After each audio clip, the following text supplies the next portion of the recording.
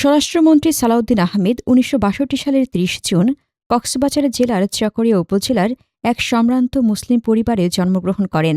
তার পিতার নাম মৌলভী সাইদুল হক এবং মাতার নাম বেগম আয়েশা হক। তিনি ২ ভাই ও ৩ বোনের মধ্যে চতুর্থ সন্তান। তার শিক্ষাজীবন ছিল কৃতিত্বপূর্ণ। তিনি ঢাকা বিশ্ববিদ্যালয় থেকে আইন বিষয়ে স্নাতক ও স্নাতকোত্তর ডিগ্রি লাভ করেন। ছাত্রজীবনে তিনি মেধাবী বিতার্কিক হিসেবে পরিচিত ছিলেন। ছাত্র রাজনীতিতে তার জীবনও ছিল উজ্জ্বল, সমৃদ্ধ ও বৈচিত্র্যময়। তিনি জাতীয়তাবাদী ছাত্রদলের প্রতিষ্ঠাতা সদস্য ছিলেন এবং কেন্দ্রীয় ছাত্রদলের সহসভাপতি ও ভারপ্রাপ্ত সভাপতি হিসেবে দায়িত্ব পালন করেন। ছাত্রজীবনে ৮০ দশকে স্বৈরশাসন বিরোধী সংগ্রামে তিনি গুরুত্বপূর্ণ ভূমিকা পালন করেন। সালাউদ্দিন আহমদ বর্ণাঢ্য রাজনৈতিক ও প্রশাসনিক ক্যারিয়ারের অধিকারী। তিনি কয়েক বছর ঢাকা আইনজীবী সমিতির সদস্য হিসেবে আইন পেশায় নিয়োজিত ছিলেন। সপ্তম বিসিএস ক্যাডারের কর্মকর্তা হিসেবে তিনি বেশ কয়েক বছর ম্যাজিস্ট্রেট ও সহকারী কমিশনার হিসেবে দায়িত্ব পালন করেন।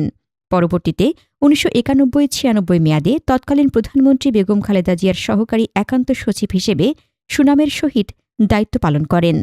পরবর্তীতে তিনি ষষ্ঠ, সপ্তম ও অষ্টম জাতীয় সংসদ নির্বাচনে অংশ নিয়ে কক্সবাজার ১ আসন থেকে একটানা ৩ বার জাতীয় সংসদের সদস্য নির্বাচিত হয়ে রেকর্ড সৃষ্টি করেন। ২০০১ সালে বিএনপি নেতৃত্বাধীন ৪ দলীয় জোট সরকারের সময় তিনি যোগাযোগ প্রতিমন্ত্রী হিসেবে সুনামের সহিত দায়িত্ব পালন করেন। তার দায়িত্ব পালনকালে দেশের যোগাযোগ ব্যবস্থায় ব্যাপক অবকাঠামোগত উন্নয়ন সাধিত হয়। তিনি বাংলাদেশ জাতীয়তাবাদী দল বিএনপির অন্যতম নীতি নির্ধারক এবং বর্তমানে দলটির সর্বোচ্চ ফোরাম জাতীয় স্থায়ী কমিটির সদস্য হিসেবে দায়িত্ব পালন করছেন।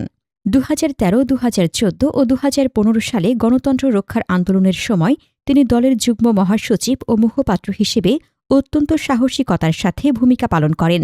প্রতিকূল পরিস্থিতিতেও দলের হাল ধরে তিনি তৃণমূল কর্মীদের সঠিক দিক নির্দেশনা দিয়ে দলের মাঝে জনপ্রিয় হয়ে ওঠেন।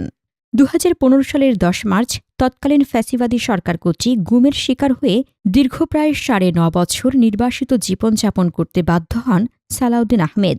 ২০২৪ সালের ৫ আগস্ট ছাত্র জনতার অভ্যুত্থানের মাধ্যমে ফ্যাসিবাদী সরকারের পতন হলে তিনি দেশে প্রত্যাবর্তন করেন। দেশে প্রত্যাবর্তনের পর তিনি জাতীয় ঐক্য ও রাষ্ট্রকাঠামোর গণতান্ত্রিক সংস্কার প্রক্রিয়ায় গুরুত্বপূর্ণ ভূমিকা পালন করেন।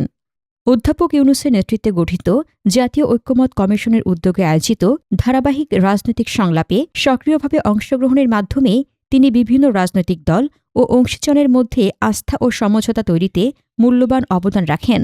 এই সংলাপসমূহ বাংলাদেশের গণতান্ত্রিক ধারায় প্রত্যাবর্তনের পথ সুগম করতে গুরুত্বপূর্ণ ভূমিকা রাখে, যেখানে তার বিচক্ষণতা, সংলাপ দক্ষতা এবং বাস্তবধর্মী দৃষ্টিভঙ্গি বিশেষভাবে প্রশংসিত হয়। তিনি বিভিন্ন সময় জাতিসংঘসহ বিভিন্ন আন্তর্জাতিক সংস্থায় এবং বিভিন্ন আন্তর্জাতিক সেমিনার, দ্বিপাক্ষিক বৈঠক ও কনফারেন্সে বাংলাদেশের প্রতিনিধিত্ব করেছেন। বর্তমান জাতীয় সংসদে তার গভীর সাংবিধানিক জ্ঞান, সুদূরপ্রসারী চিন্তাভাবনা এবং গঠনমূলক আলোচনায় সক্রিয় অংশগ্রহণ সংসদের কার্যক্রমকে আরও প্রাণবন্ত ও কার্যকর করে তুলছে। দেশের সংবিধান ও রাষ্ট্র পরিচালনার কাঠামো সম্পর্কে তার সুগভীর অনুধাবন বিভিন্ন জটিল জাতীয় ইস্যু সমাধানে গুরুত্বপূর্ণ অবদান রাখছে। সালাউদ্দিন আহমেদ অবসরে বই পড়তে এবং বাগান করতে পছন্দ করেন। তিনি একজন দক্ষ সংগঠক এবং স্পষ্টভাষী নেতা হিসেবে পরিচিত। তার প্রশাসনিক অভিজ্ঞতা এবং রাজনৈতিক প্রজ্ঞা তাকে জাতীয় রাজনীতিতে এক অনন্য উচ্চতায় নিয়ে গেছে। ব্যক্তিগত জীবনে তিনি বিবাহিত এবং 2 পুত্র ও 2 কন্যা সন্তানের জনক। তার স্ত্রী হাসিনা আহমেদ, যিনি নির্বাচিত সাবেক সংসদ সদস্য এবং একজন সফল নারী নেত্রী।